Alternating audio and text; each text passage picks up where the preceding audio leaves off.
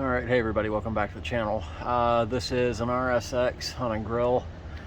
Little lesson for today. Notice there's a little bit of oil on the capacitor.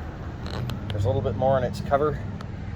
I'm going to show you what it looks like when you have a bad capacitor. So this motor has a brake, so watch the brake and then listen to what it sounds like.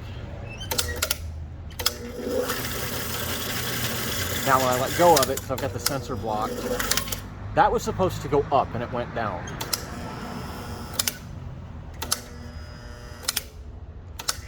Notice how it won't lift. Oops. It timed out at least. Okay, reset. Up.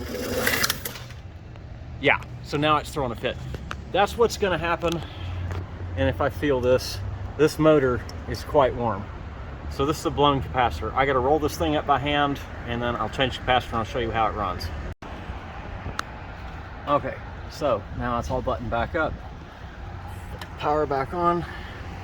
Push the button.